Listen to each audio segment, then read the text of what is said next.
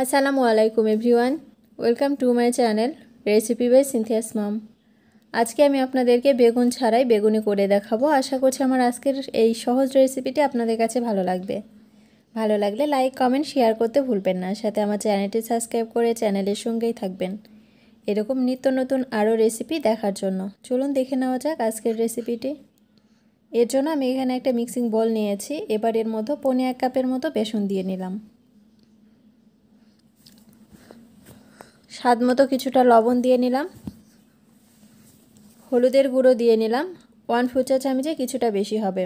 1/2 চামচের মতো লাল মরিচের গুঁড়ো দিয়ে নিলাম। ভাজা জিরে গুঁড়ো দিয়ে নিলাম 1/2 চা চামচ। গরম মশলার গুঁড়ো দিয়ে নিলাম 1/4 চা চামচ।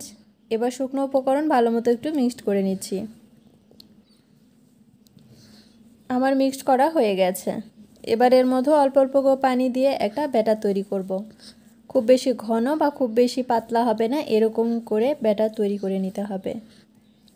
আর অল্প অল্প করে পানি দিয়ে ব্যাটারটা তৈরি করে নেবেন। একবারে বেশি পানি দিয়ে নিলে অনেকটা পাতলা হয়ে যাবে, পরে আরও কিছুটা বেসন দিয়ে নিতে হবে। সেজন্য চেষ্টা করবেন অল্প অল্প পানি দিয়ে ব্যাটারটা তৈরি করে নিতে। আমি বেশ কিছুক্ষণ এভাবে ভালো মতো ফেটিয়ে নিয়েছি। এবার এর মধ্যে 1/2 চামচের কিছুটা কম হবে বেকিং পাউডার দিয়ে নিলাম। দিয়ে আবার ভালো মতো একটু মিক্সড করে নিচ্ছি।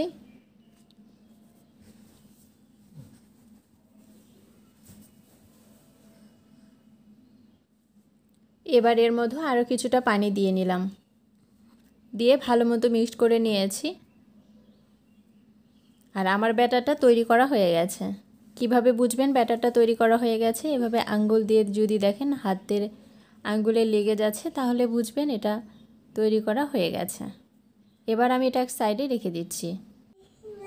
এদিকে আমি কয়েক পিস মিষ্টি কুমড়া নিয়েছি, আর এটা 10 মিনিটের জন্য লবণ পানিতে ভিজিয়ে রেখেছিলাম। উঠিয়ে নিয়েছি, দেখতে পাচ্ছেন কিভাবে কেটে নিয়েছি। চুলায় আগে থেকে ফ্রাই প্যানে পরিমাণ মতো তেল দিয়ে গরম করে নিয়েছি। এবার মিষ্টি কুমড়া এভাবে ব্যাটারে ডুবিয়ে তেলে দিয়ে নিতে হবে। আমরা বেগুনি ঠিক যেভাবে তৈরি করি একইভাবে তৈরি করে নিতে হবে। এক এক করে আমি সবগুলো দিয়ে নিচ্ছি।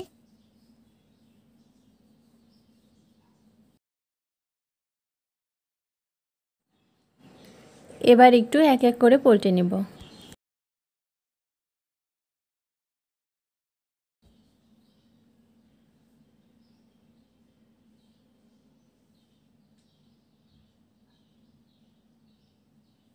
উল্টে পাল্টে কিছুক্ষণ একটু ভেজে নিতে হবে।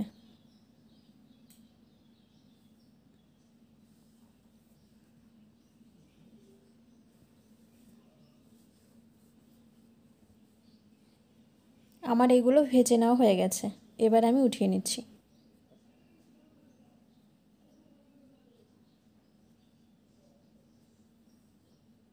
এখানে একটা প্লেট নিয়েছি, প্লেটে সবগুলো এক এক করে উঠিয়ে নেব। দেখতে পাচ্ছেন আমি সবগুলো উঠিয়ে নিয়েছি। এভাবে একবার হলেও বাসায় ট্রাই করে দেখবেন, খেতে দারুণ লাগে।